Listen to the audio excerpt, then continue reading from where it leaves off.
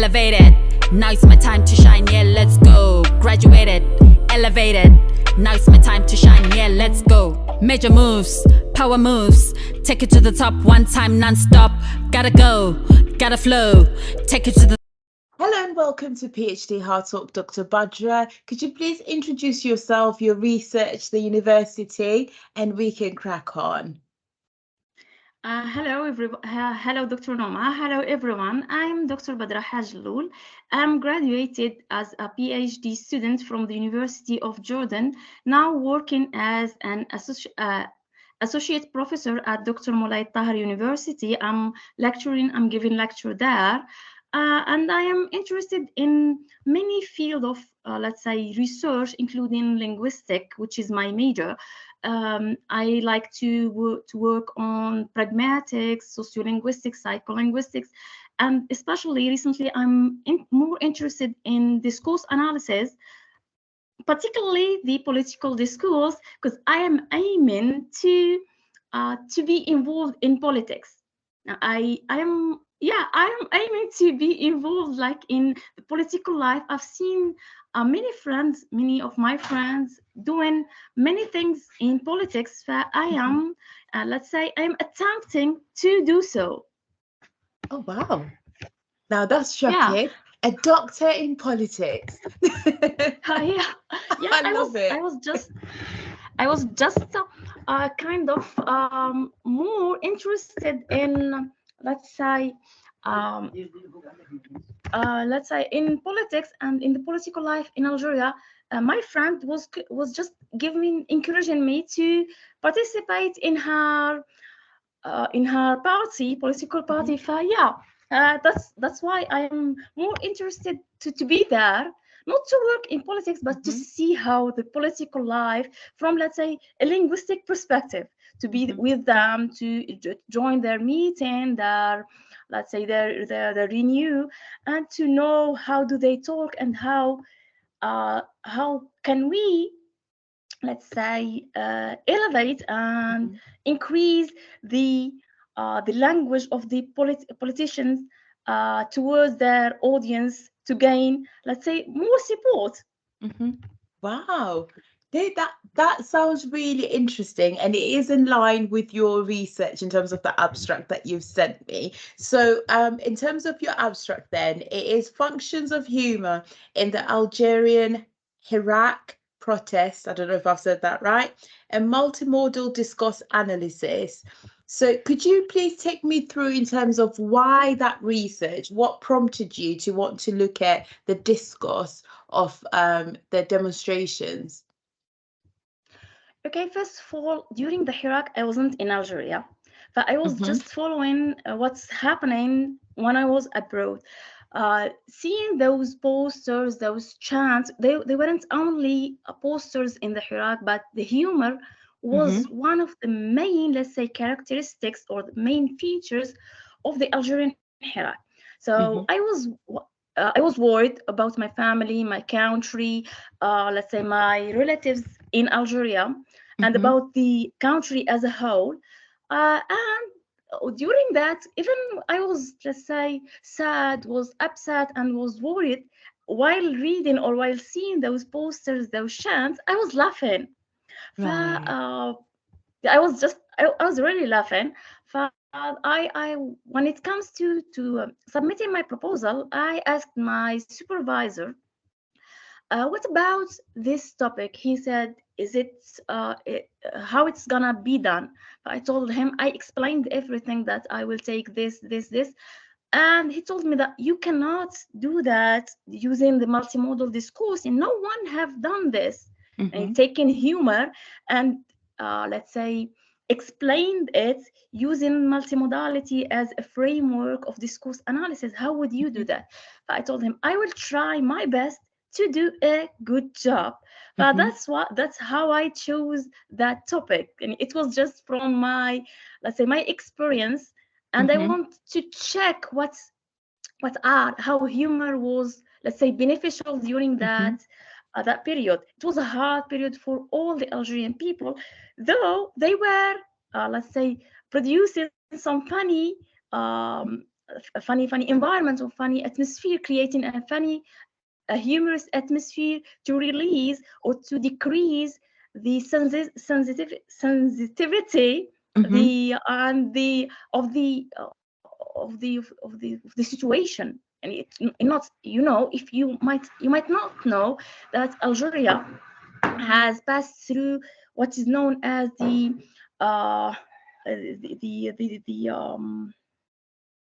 Black Decade. The Black Decade, during where the tourists were, let's say, there were a kind of civil war during 10 years. People were afraid that this situation will prompt up and will emerge again, were afraid. They were afraid what in relation to what was happening in Syria and in Yemen, in Libya. Libya is not far from Algeria, but they were afraid. I think that the most reason that drove them to, let's say, to do that humorous, let's say, humorous posters is to decrease that sensitivity and that harshness of the situation. To be in a demonstration of 1 year, demonstration is not an easy thing, nor for the people, nor for the, let's say, the army force, nor for the government to control. And you know, Algeria is a large country. It's a big country. To control all that population was hard.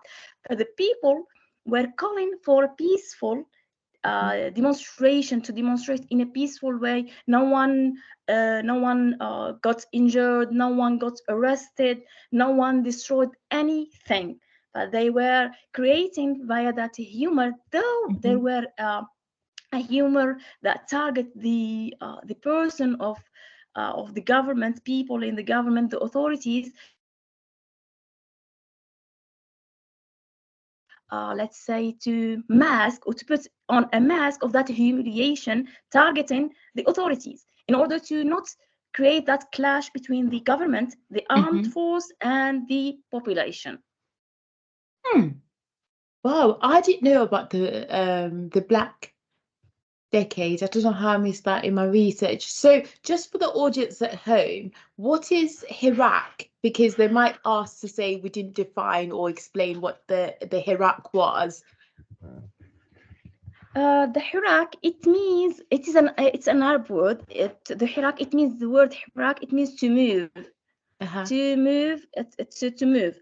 Taharraka, it means he is moving or doing a movement. The Hirak, it's a demonstration, because people were moving, were doing some kind of movement, some kind of action against the authority, but they called it the Hirak. The Hirak, it's an Arabic word. In Arabic we say al-Hirak.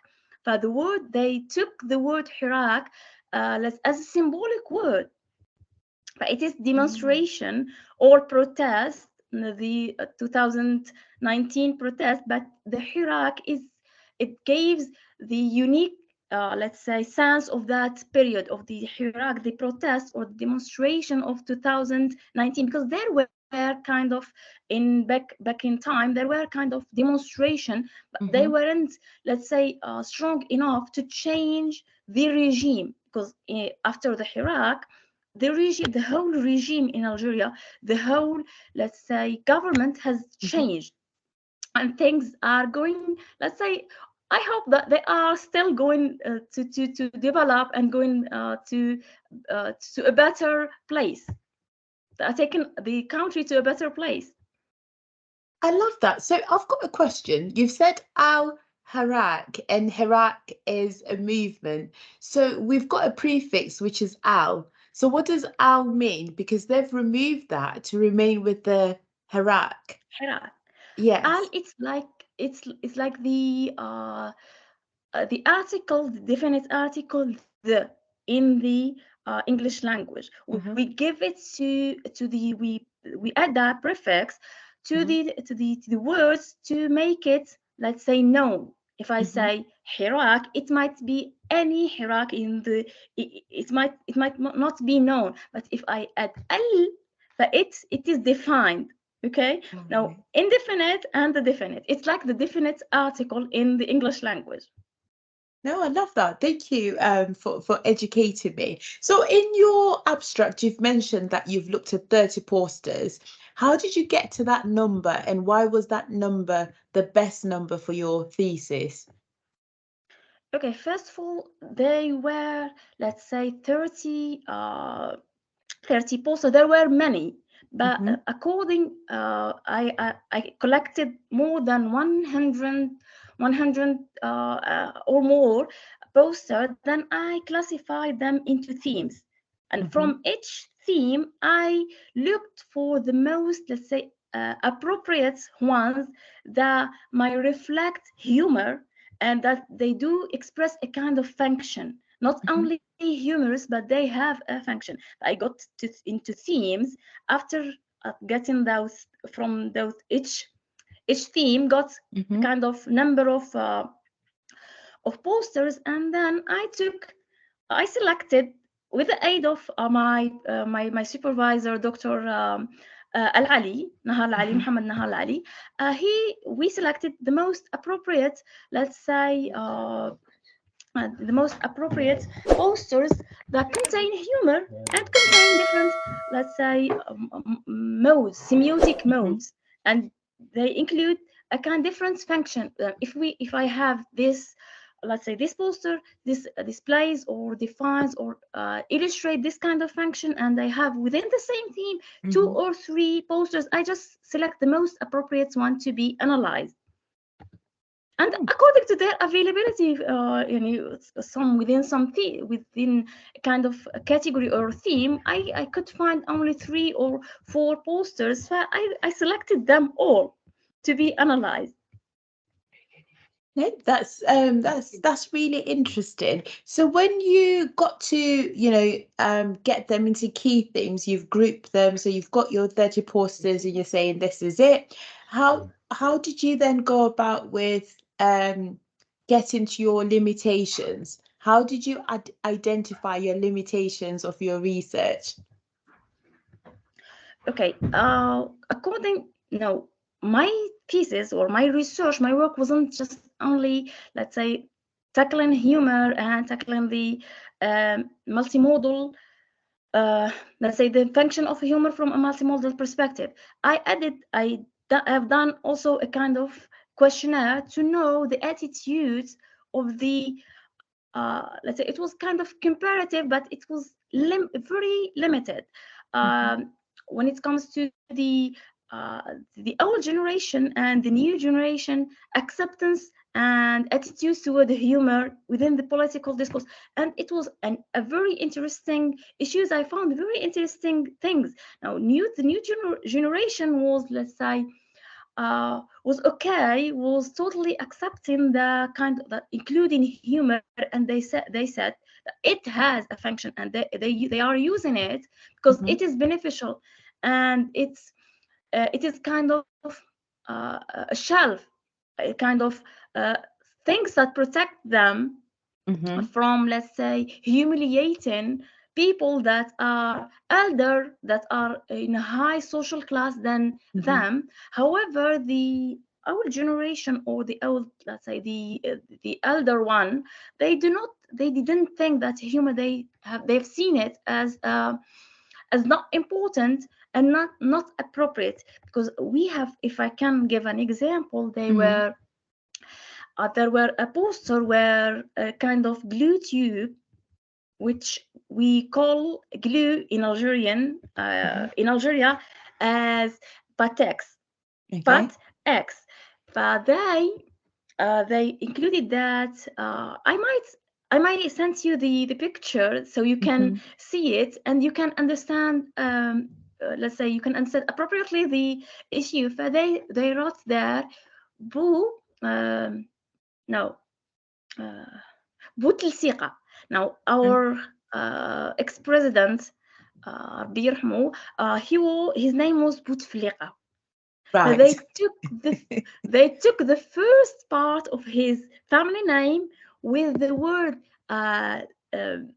الثقة, which is the glue, and make a new word, which is بوتلسيقة, the glue that lasts 20 years. And 20 years, it's also symbolic because it is the period that Bouteflika was in control of the presidential office, was the president of Algeria. It was a 20-year. You know, but that Bouteflika means that this president is, let's say, this glue stands for 20 years.